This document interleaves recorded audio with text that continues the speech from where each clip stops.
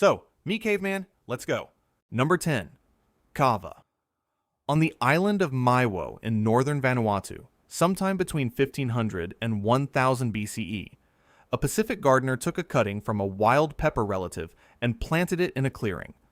The plant they propagated could not reproduce on its own. It set no viable seed. Every kava plant on Earth descends from that early cutting, passed by hand from grower to grower for 3,000 years. Kava belongs to the pepper family, the Piperaceae. The active chemistry sits in the lateral roots, where 6 dominant cavalactones do most of the work. Their names are kavain, dihydrokavain, methysticin, dihydromethysticin, yanganin, and desmethoxyyanganin. They bind the GABA-A receptor and block voltage-gated sodium channels. The effect is sedation, skeletal muscle relaxation, and a numbing of the mouth so complete that a chewed root paralyzes the tongue inside a minute. The 2-day cultivars of Vanuatu, the so-called 2-day varieties, can carry up to 15% cavalactone by dry mass. A single bilo of 2-day kava, served from a coconut shell at sundown, can flatten a grown adult for 6 to 8 hours. Heavy drinkers describe the deeper version as the kava trance, an overnight coma-like sleep that ritual specialists treat as a controlled descent rather than an accident. Lapita seafarers carried the cuttings east on double-hulled canoes through Fiji, Tonga, Samoa, Tahiti, and ultimately Hawaii. 2 preparation traditions split as it traveled. In Vanuatu, young men and women masticate the fresh root and spit the pulp into a wooden bowl. In Fiji, the dried root is pounded inside a tanoa, a 4-legged wooden bowl carved from Vesi hardwood and fitted with a senet cord ending in a cowrie shell. The cowrie points toward the chief. The strongest cup is poured first for the highest-ranked guest. Lower chiefs drink in sequence. Commoners are served last. The first European description came from Captain James Cook's surgeon, William Anderson, in Tonga in 1777. He watched drinkers fall asleep on the spot. In 2013, the University of Melbourne's Kava Anxiety Depression Spectrum Study confirmed under controlled conditions what the Nakamals already knew. Cavalactones produce a measurable reduction in generalized anxiety scores. The 2016 Lebo and Kabalian survey cataloged 247 distinct kava cultivars across the Pacific, more named variants than any other Pacific crop except taro. The Hawaiian awa ceremony almost vanished under Calvinist missionaries in the 1830s. It survived in remote Kuleana plots and is now revived as a cultural keystone. Vanuatu's Nakamals, the communal kava huts, still serve a single Port Vila house up to 300 shells per night. The strange feature of kava, the one that sets it apart from every other drug on this list, is that it sedates without depressing breathing. The kava trance approaches a coma without ever crossing the line where the body forgets to take its next breath. That is why the South Pacific chiefs trusted it for funerals, weddings, treaties, and royal diplomacy. Kava is the sedative without the kill switch. The next drug has both. Number 9. Amanita muscaria. The fly agaric is the storybook mushroom, a scarlet cap dotted with chalky white wart flecks, white gills, a thick creamy stalk, a bulbous vulva at the base. It is the toadstool of Lewis Carroll, of Christmas card illustrators, of Sami reindeer herders, and of one of the strangest ritual chains ever documented in human ethnography. Amanita muscaria cannot grow without a tree partner. It forms an ectomycorrhizal sheath around the roots of birch, pine, and spruce, exchanging nitrogen and phosphorus for sugars. That confines it to boreal Eurasia, the high temperate belt, and the cold mountains where the Siberian shamans found it. The active compounds are ibotenic acid and muscimol. Ibotenic acid is a glutamate receptor agonist. Muscimol is a powerful GABA-A agonist. There is also a small amount of muscarine, but at concentrations too low to cause the classic cholinergic poisoning that gave the genus its scientific name. Drying or cooking the caps decarboxylates ibotenic acid into muscimol, which is more potent and less nauseating. Traditional users always dry the caps. They learned the chemistry by trial and observation, long before laboratory work explained it.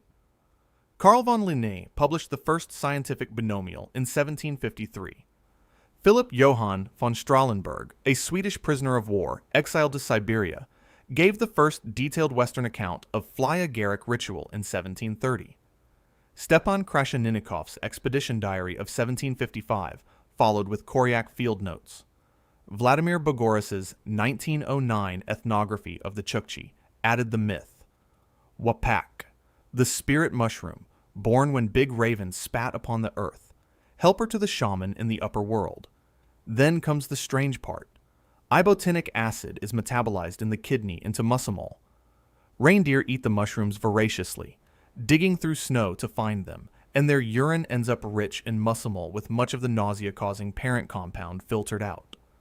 Siberian shamans discovered that drinking the reindeer's urine produced a cleaner trance. The shaman's own urine was then drunk by initiates. The active compound passed through 4 or 5 bodies and remained intoxicating at each step. 18th century Russian observers recorded the practice with horror and admiration. The phenomenology, described across centuries, includes ataxia, slurred speech, vivid dream states, macropsia and micropsia, the Alice in Wonderland scaling of objects, and finally a deep twilight sleep lasting 6 to 12 hours. The Koryak distinguished 3 cap potencies by red intensity and called the deepest trance variety Wapak. The coma is real. A typical dried cap contains 50 to 300 milligrams of ibotenic acid and 10 to 100 milligrams of muscimol. Overdose produces respiratory depression, seizures, and stupor. United States case reports for the 2024 reporting year counted an average of 45 annual hospitalizations from fly-agaric ingestion. Several of them induced comas. The mushroom seeped into Western imagination. The Alice caterpillar perches on a fly-agaric. St. Nicholas's red and white iconography draws on the Sami reindeer shaman tradition. Robert Gordon Wasson, in 1968, argued that the Rigvedic Soma itself was Amanita muscaria. Whether or not he was right, his Siberian fieldwork preserved primary data on a ceremony that was already disappearing. The Koryak chain was the deepest sedation any pure mushroom has ever produced in ritual hands. The next drug was buried in ice for 2,000 years before anyone found it. Number 8. The cannabis braziers of the Pazyryk Scythians. In 1929, Sergei Ivanovich Rudenko of the Hermitage Museum opened the first of 5 great kurgans in the Ulagan Valley of the Altai Republic, 1,600 meters up in the southern Siberian highlands. The barrows belonged to a Scythian pastoral culture known as the Pazyryk. They had been looted in antiquity. The looters had also saved them. Water seeped in through the shafts, froze in the long winters, and turned every tomb chamber into a natural ice house. The contents were preserved for more than 2,000 years. Inside Pazyryk Barrow 2, dated by the standard chronology to roughly 300 BCE, Rudenko found a small bronze brazier filled with stones, a leather pouch of charred cannabis seeds and stems, 6 willow poles, and the felt and leather covers for a small tipi frame. He had uncovered a portable smoke tent. Each tomb yielded a similar kit, showing wear marks that suggested daily use during life. Rudenko's discovery confirmed a passage that had been dismissed as fantasy for 2,000 years. Herodotus, writing in History's Book 4, Chapter 75, around 440 BCE, described the Scythians erecting felt tents over braziers of burning cannabis after funerals and howling with pleasure inside the smoke. He had described what Rudenko held in his hands. The Pazyryk dead were not the only sealed witnesses. In 1993, Natalia Polosmak excavated the Ukok Plateau ice mummy, a tattooed young woman of the Pazyryk culture dated to 500 to 400 BCE, buried with cannabis and coriander. The coriander seems to have served as a deliberate scent, and possibly as an additional sedative. The chemistry came from the Pamirs. The Jurzankal Cemetery sits at 3,000 meters elevation on the eastern Pamir Plateau in modern Xinjiang. Chinese Academy of Sciences excavators recovered 10 wooden braziers from 8 tombs, dated to roughly 500 BCE. In June 2019, Ren and colleagues published in Science Advances the organic residue analysis of the braziers. 9 of the 10 carried cannabinol, a THC degradation product, at concentrations indicating deliberate selection of high-potency strains. The Pamir tomb builders had identified the strongest plants available in the wild and burned them for their dead. High-altitude UV stress drives natural THC concentration up. The Jurzankal community apparently knew this. Heat-cracked stones placed over burning cannabis vaporized the resin and produced dense ritual smoke inside the closed tomb chambers. A single hood tent enclosing one person with a brazier built smoke concentrations sufficient to drop them within minutes. Galen, writing in 2nd century Rome, described cannabis seeds being roasted and eaten at dinner parties for euphoria. Persian bhang and Sanskrit bang preserve a shared Indo-Iranian word reaching back to the time of the Pazyryk. The same kurgans that yielded the cannabis kits also produced the world's oldest surviving knotted pile carpet, a 5th century BCE textile preserved by the same permafrost. A 2020 Hermitage micro-CT reanalysis confirmed sustained high-temperature burning rather than incidental fire damage on the brazier residues. The cannabis funerary smoke was the steps vehicle to the next world. The next drug never needed to be inhaled to wreck the mind. Number 7. Black henbane. Hyoscyamus niger is a biennial herb of the nightshade family. Pale yellow petals veined with deep purple, sticky hairy leaves, and seed pods shaped like small jugs holding hundreds of tiny black seeds. The seeds carry the highest alkaloid concentration of any part of the plant. The chemistry is the standard tropane triad: hyoscyamine, atropine, and scopolamine. The pharmacology blocks muscarinic acetylcholine receptors. Pupils dilate. Saliva stops. The heart races. The bladder will not empty. Hallucinations become indistinguishable from reality. At higher dose, the body slides into deep stupor and coma. The therapeutic dose is 5 to 15 milligrams of total alkaloid. The lethal dose is 50 to 100 milligrams. The line between sleeping like a god and never waking sat in a single pinch of seeds. In 2024, the archaeologist Maiki Groot published in Antiquity the strongest direct evidence yet for intentional henbane use in Iron Age Europe. At the Houten Castellum site in the Roman-era Netherlands, excavators recovered a small bovine femur drilled hollow, stoppered with bitumen, and packed with hundreds of henbane seeds. Someone had built a dedicated container for the drug. Henbane was sourced, stored, and dosed by trained hands. Older finds exist with more debate. At the Balfarg Riding School, Grooved Ware Henge in Fife, Scotland, residues from the 1990s were interpreted as Neolithic intoxicant brewing. A 1999 reanalysis by Long and colleagues challenged some of the identifications. At Birken in Slovenia, an Iron Age ceramic jar was recovered packed exclusively with henbane seeds, interpreted as an apothecary's kit. The drug appears at the door of every European folk tradition. Medieval witch trial documents from the 15th and 16th centuries preserve recipes for flying ointment combining henbane, mandrake, datura, and belladonna in a fat base. The tropane alkaloids penetrate mucous membranes when rubbed on the skin. The flight of the witches was a tropane delirium. Hieronymus Bock's 1539 Kräuterbuch described a German peasant who fell into a 3-day death-like sleep from a henbane-infused beer. The Bavarian Reinheitsgebot of 1516 banned the addition of henbane to beer, in part because of the disorienting binges it produced. Folk etymology mislinks the word Pilsener to Pilsen, when the older link was probably Bilsen, the German for henbane.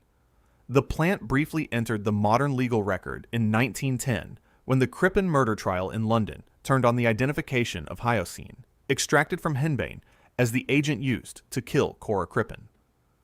The chase that ended at Crippen's arrest involved the first transatlantic radio telegram ever used in a manhunt. Modern toxicology recognizes Hyoscyamus niger as the textbook example of the anticholinergic toxidrome.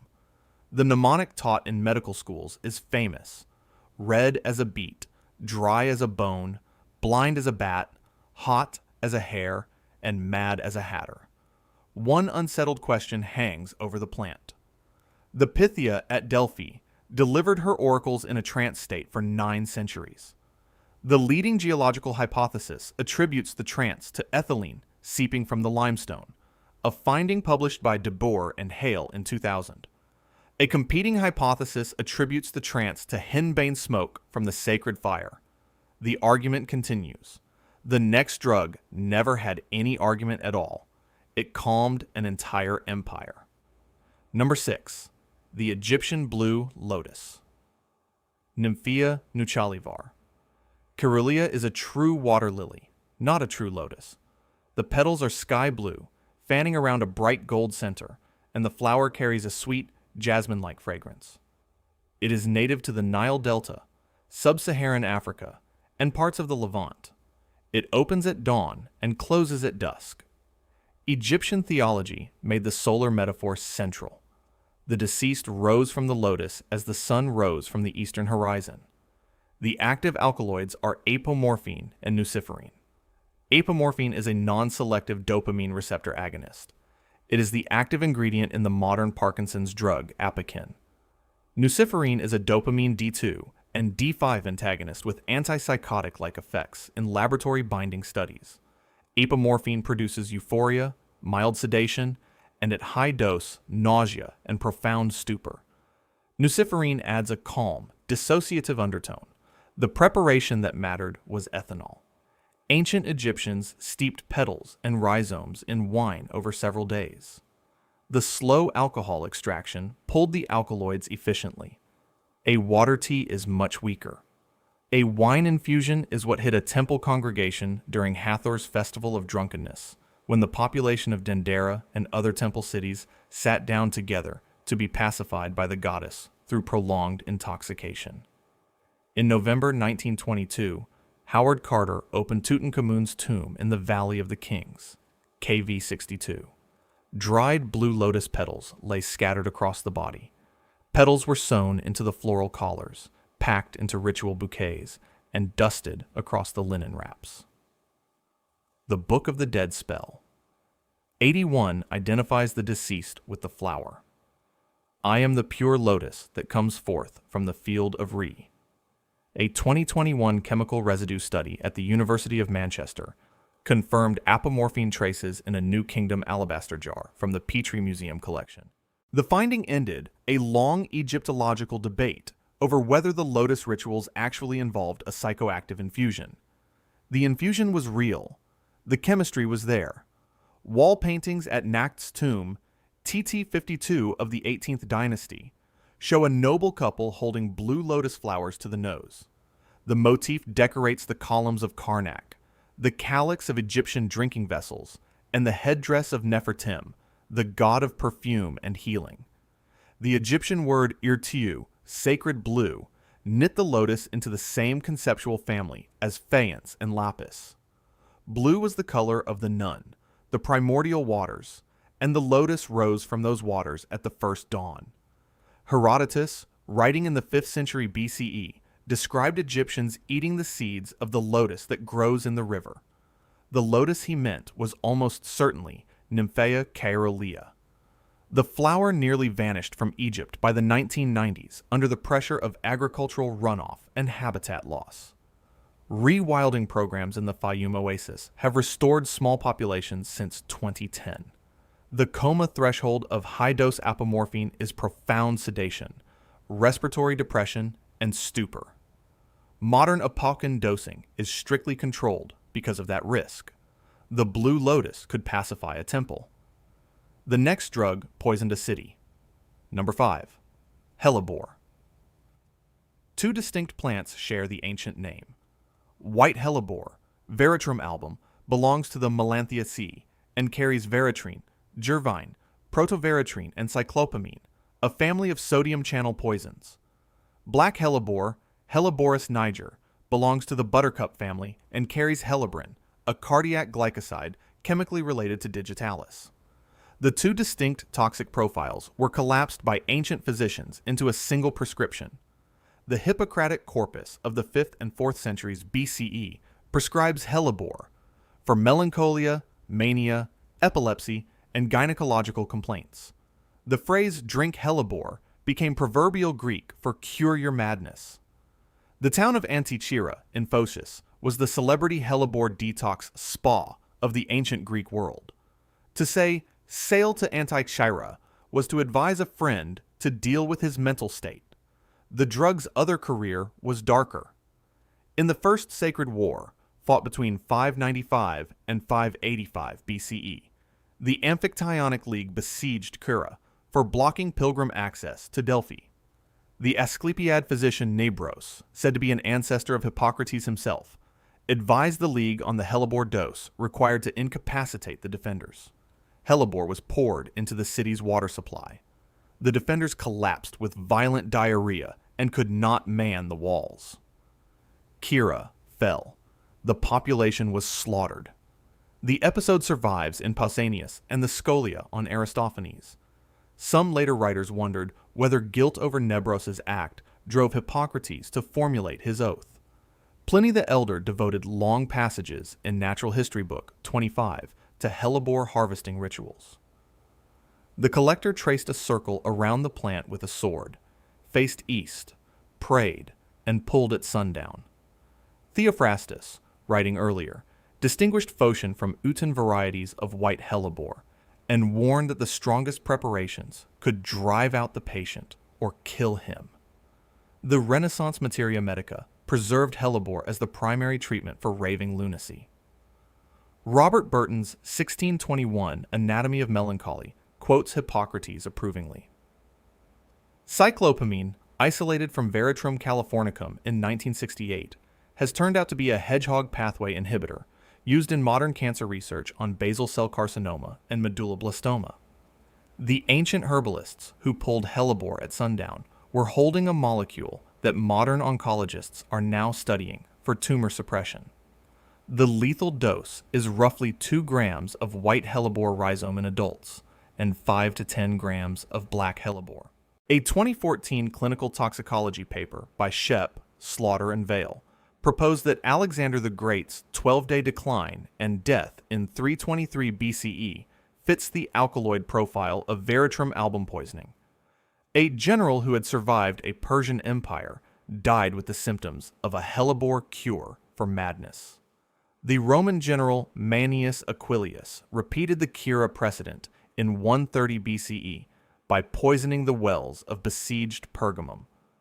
Hellebore was the only purgative anesthetic of the classical world, a forced vomiting and collapse that could be made to look therapeutic to the patient. The midwinter to mid-spring harvest aligned the plant with the death and rebirth threshold of the year, a temporal symbolism that magnified its mythic charge. The next drug has been argued over by every scholar of psychedelic history for 150 years. Number 4. Soma. The Rig Veda has 10 books. The 9th book, Mandala 9, contains 114 hymns devoted entirely to Soma Pavamana, Soma the Purifier. No other Indo-Iranian deity receives such concentrated attention.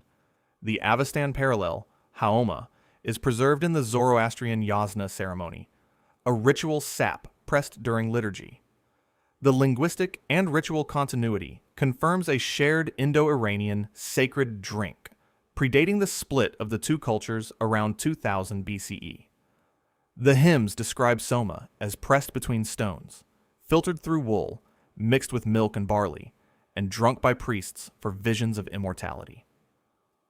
Rigveda the Sait 48.3 records the central testimony. We have drunk the Soma. We have become immortal. The mystery has only deepened with study. In 1968, Robert Gordon Wasson published Soma, Divine Mushroom of Immortality, arguing for Amanita muscaria. He cited the mountainous origin of Soma, the absence of any mention of leaves or flowers in the Rigveda, and the urine recycling references in two key hymns. Wendy Doniger O'Flaherty co-authored the second half with translated Sanskrit hymns supporting the fly-agaric reading. In 1971, John Brough of Cambridge published a sharp rebuttal in the Bulletin of the School of Oriental and African Studies. Brough argued for ephedra. Ephedrine is a stimulant suitable for warriors before battle, matching the Rigvedic context. The fly-agaric is a depressant.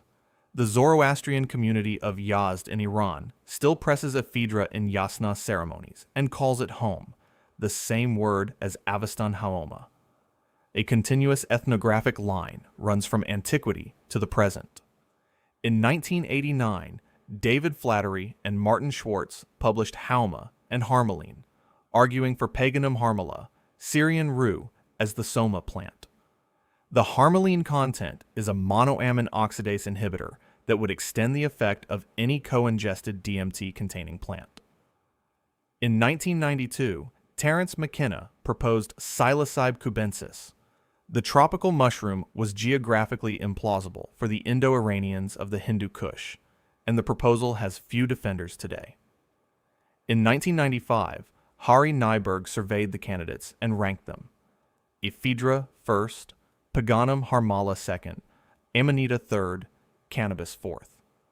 The 1999 Leiden workshop on Hauma Soma concluded that ephedra still stands as the most likely single candidate, in the words of the editor John Hoban.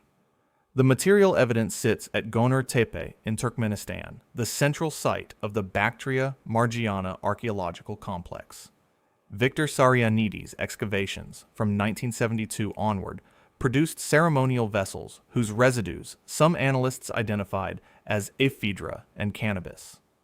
The Backel's reanalysis of 2004 confirmed ephedra-type pollen, but disputed the cannabis identification. The pressing apparatus of the Vedic ritual is consistent with the Bactrian finds. Two stones called graven, a wool filter, and a wooden mortar called drona kalasha. The hymnic description of Soma's golden yellow color and bitter taste fits ephedra sap. The Sanskrit adjective arista, used of Soma, can mean both uninjured and pressed into a juicy cake, fitting a stem and sap plant rather than a dried mushroom. The cognitive effects described in the hymns are alertness, talkativeness, visions of glorious light, and an immortal feeling. That is the ephedrine signature, not the muscimol deep sleep signature. But the case is not closed. The next drug needs no such argument. Its victims walked willingly into the grave. Number 3. Datura and Brugmansia. Datura is a genus of 9 annual nightshade species. Brugmansia is its closely related but distinct cousin, a genus of 7 tree-form perennials native to the Andes. All 7 Brugmansia species are now extinct in the wild. They survive only through human propagation, sustained by indigenous communities and ornamental gardeners. The 2018 genome study by Schmitterer and colleagues confirmed all 7 as derived domestications, with no surviving wild ancestor. The chemistry is tropane, scopolamine, hyoscyamine, and atropine. The concentration in Brugmansia reaches 0.3 to 0.4% total alkaloid by dry mass, 8 to 10 times the henbane figure. The Chibcha of the Colombian Altiplano, ancestors of the Muisca, brewed a maize beer called chicha with the seeds of Brugmansia. They called the plant borrachero, the drunkard. The Spanish chronicler Pedro Simón, writing in his 1626 Noticias Historiales, described the funerary rite in plain words. When a Chibcha chief died, his widows and slaves were dosed with the Brugmansia chicha and then buried alive with him in the grave pit. The chronicle records that they walked willingly into the grave. The pharmacology explains the chronicle. Tropane intoxication produces hallucinations the user genuinely believes are real. There is no insight, no recognition that the visions are pharmacological. There is no off switch. The state lasts 24 to 72 hours at heavy dose. Modern emergency medicine literature describes Brugmansia poisoning as producing weeks of psychiatric aftermath. The Chibcha widows did not need ropes. They needed enough chicha. The Aztec called Datura and Toloache, or Toloaxihuetl. The Florentine Codex devotes a section to its preparation by Tlamatinaim priests, the wise men, who used it in temple ceremonies. The Cahuilla, Chumash, and Tongva of Southern California used Datura riti in male coming-of-age vision quests. Boys remained in a trance coma for 2 to 3 days under elder supervision, their breathing watched, their bodies turned. The Chumash word for Datura riti is momoi, also the name of the female Datura spirit who guides initiates through the vision. A 2020 PNAS paper by Robinson and colleagues confirmed Datura riti residue on stone pestles from Pinwheel Cave in California. Ceremonial use dated to between 1530 and 1750 CE. The Carmody and Sherwood 2016 paper proposed a Mississippian Datura ritual complex extending across the southeastern United States from 1200 CE, based on iconography on Mound Bottom and Etowah shell gorgets. The chemistry reached medical practice. Scopolamine extracted as the salt became the 20th century twilight sleep obstetric anesthetic, a treatment now abandoned because of the psychiatric aftermath it produced in mothers. Modern Colombian Burundanga street crime use, in which scopolamine-loaded drinks induce compliant amnesiac states in victims, is a direct chemical echo of the Chibcha funerary use. A 2024 study in the Journal of Archaeological Science used hairshaft analysis on Bronze Age Menorcan burials and detected atropine, scopolamine, and ephedrine. The chemical signature pushes Mediterranean deliriant use back to 1400 BCE. The next drug is older than Datura and gave actual surgical comas. Greek surgeons cut while patients slept. Number 2. Mandrake. Mandragora officinarum is a perennial herb of the nightshade family, native to the eastern Mediterranean from Portugal to Israel. A thick, fleshy forked root, a low rosette of dark green leaves, pale violet flowers, and small yellow apple-like fruit. The root is where the chemistry sits. Hyoscyamine, atropine, and scopolamine, concentrated to a total alkaloid mass approaching 0.4%. The pharmacology matches henbane and Brugmansia. Sedation, delirium, full hallucination, and at higher dose, true surgical anesthesia. Dioscorides, the Greek physician traveling with Nero's army in the 1st century CE, wrote in De Materia Medica book 4 chapter 75 that a kyathis, roughly 45 milliliters, of mandrake wine produced anesthesia in those being cauterized or cut. He described the state as the sleep that resembles death. Pliny the Elder, slightly earlier in Natural History book 25 chapter 94, recorded mandrake as a pre-surgical anesthetic in the form of a chewed root piece. Pliny also recorded the screaming root legend, already fossilized. Theophrastus, in the 3rd century BCE, described drawing a triple circle around the plant with a sword, facing east and pulling at sundown. The dog and rope harvesting trick of medieval lore descends from that earlier sword circle. The fork of the root was read as a human figure. The plant was said to scream when uprooted, killing any human who heard the cry.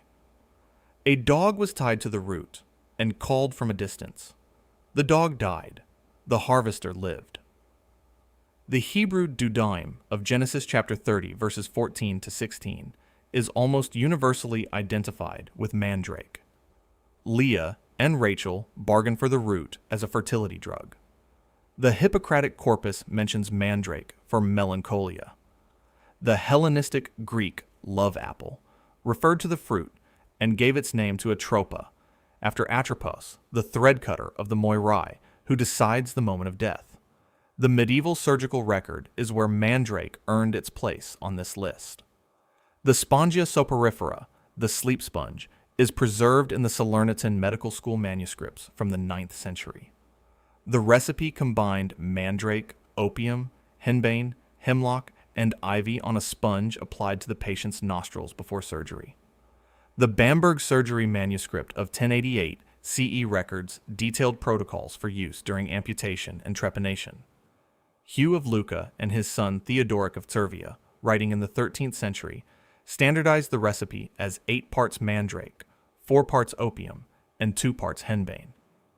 The 2017 study by Carbognan and colleagues in fetomedicine quantified alkaloid content in modern Italian wild mandrake at 0.18% scopolamine by dry root mass. A 200 mg chewed root dose would produce surgical sedation deep enough to allow amputation. A 2010 retrospective review estimated medieval surgical mortality from spongia soporifera alone, separate from the operation itself, at 15 to 20%. Surgeons accepted the price because the alternative was operating on a fully conscious patient. Andreas Vesalius depicted mandrake in his 1543 anatomical atlas in the context of pre-dissection sedation. The drug's career ended only with the 1840s switch to ether and chloroform.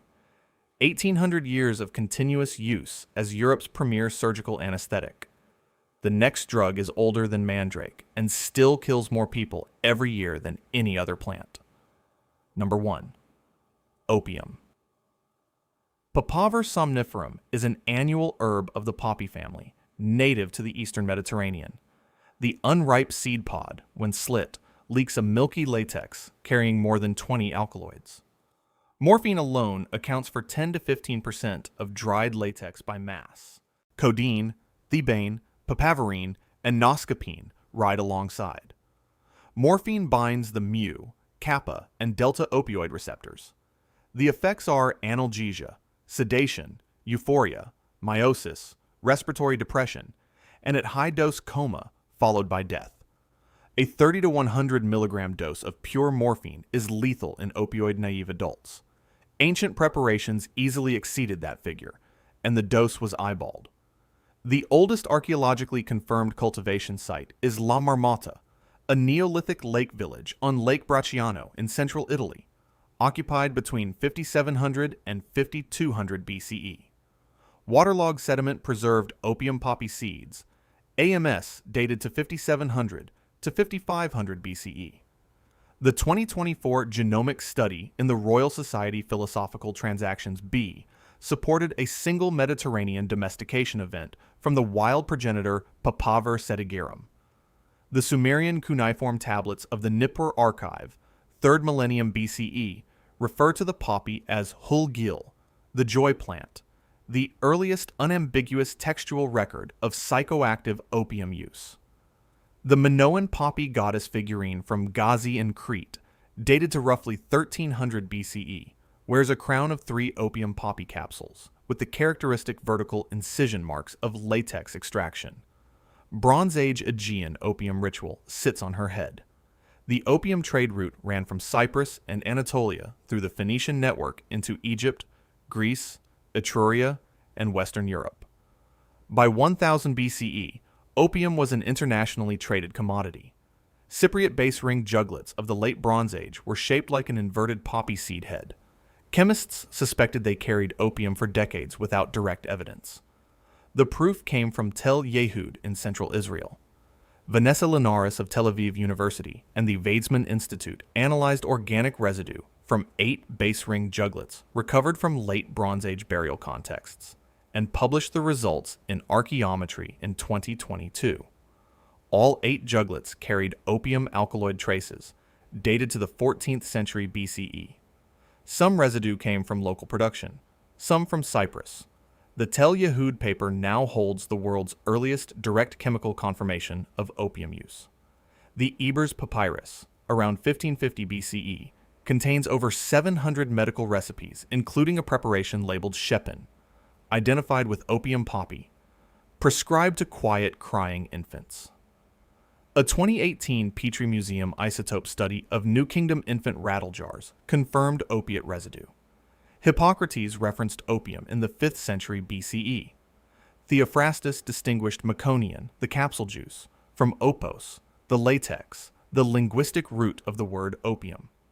Galen standardized theriac, the polypharmacy in which opium was the most active ingredient, and recorded Marcus Aurelius as a daily opium consumer.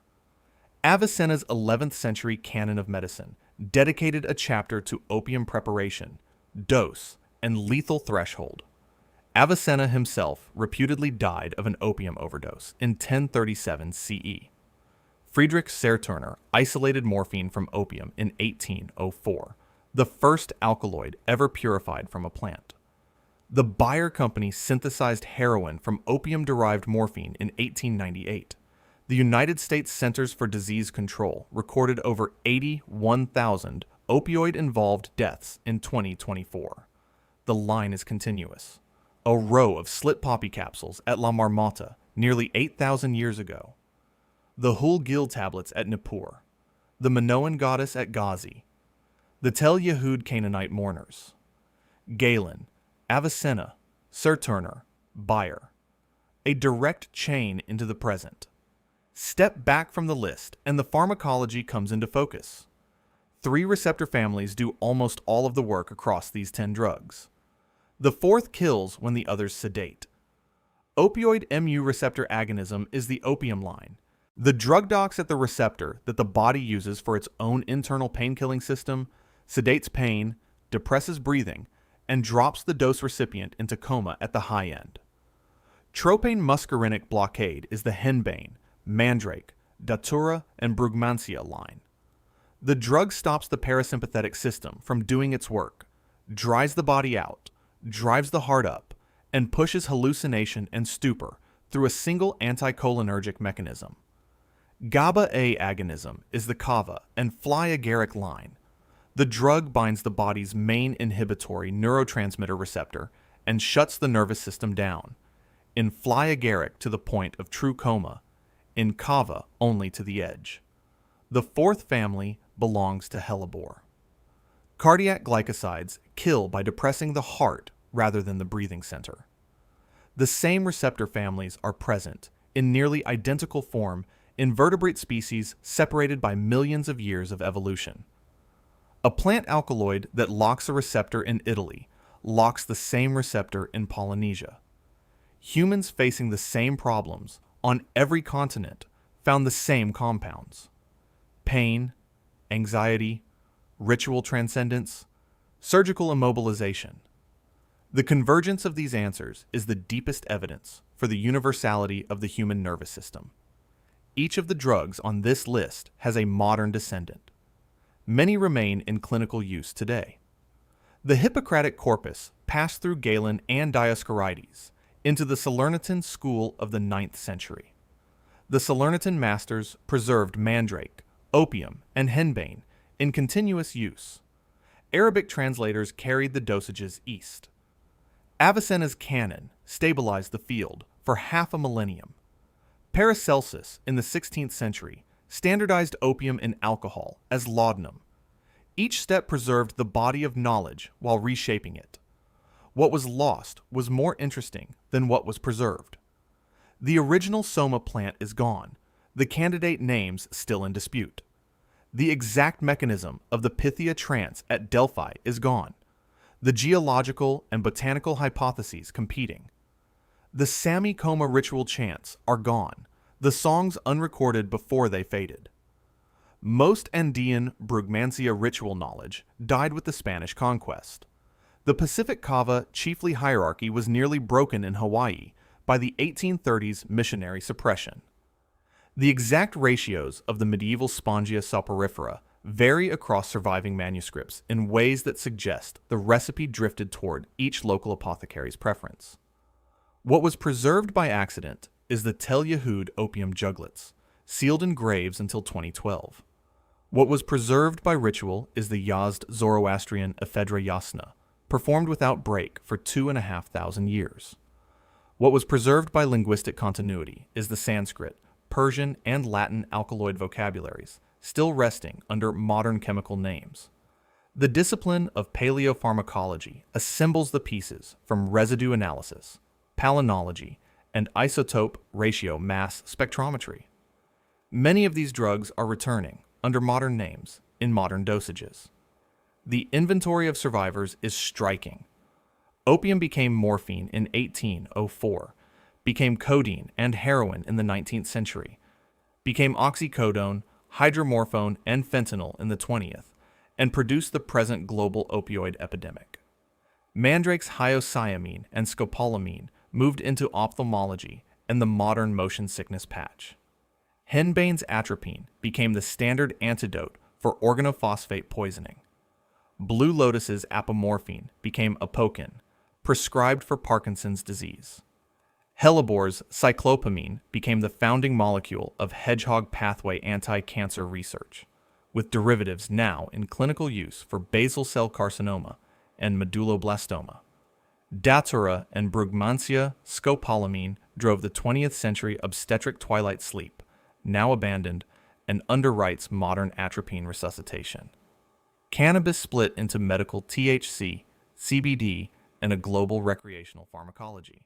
Kava entered clinical anti-anxiety trials and now appears on the labels of dozens of supplements. Fly-agaric muscimol underpins a small sleep supplement industry. Soma's ephedra became ephedrine and the modern pseudoephedrine decongestant. 6 of the 10 on this list appear in current pharmacopoeias under their isolated alkaloid names.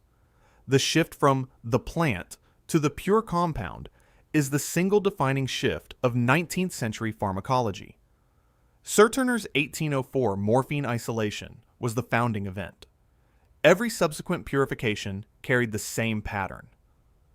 Identify the alkaloid, isolate it, standardize the dose, lose the ritual context in which it was learned.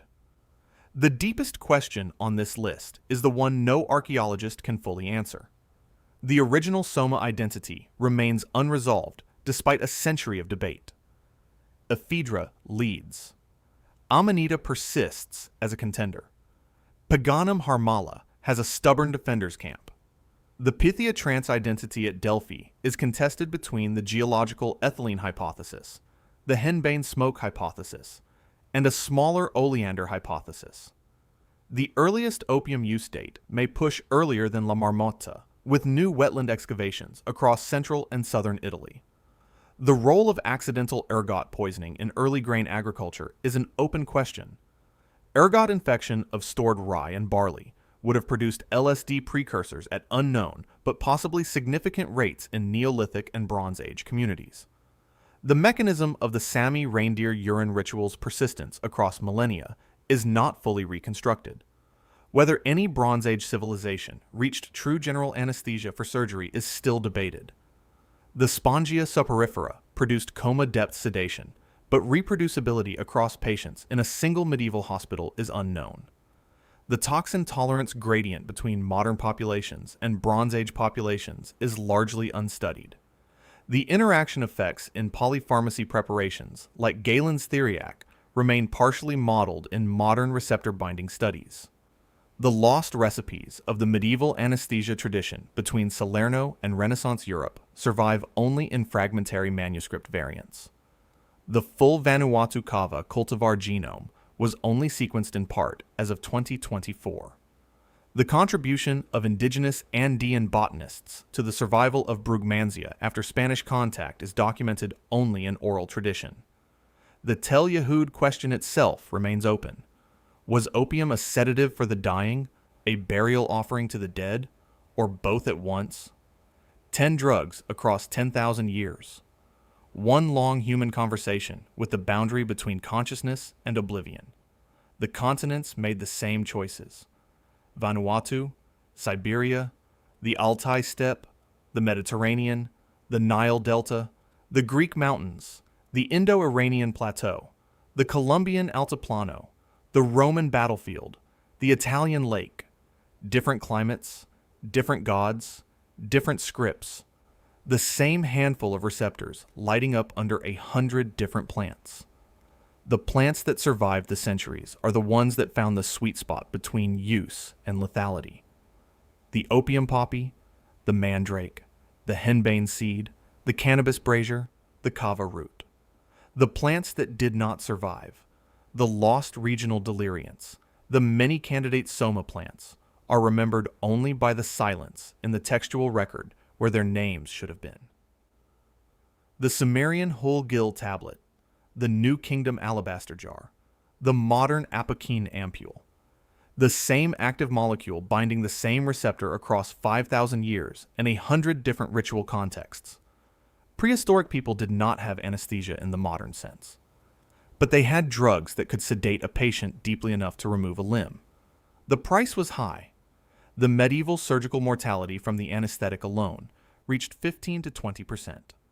The willingness to pay that price is the deepest evidence of how badly humans wanted to be free of pain. Every coma on this list ended somewhere. A few of them ended for good,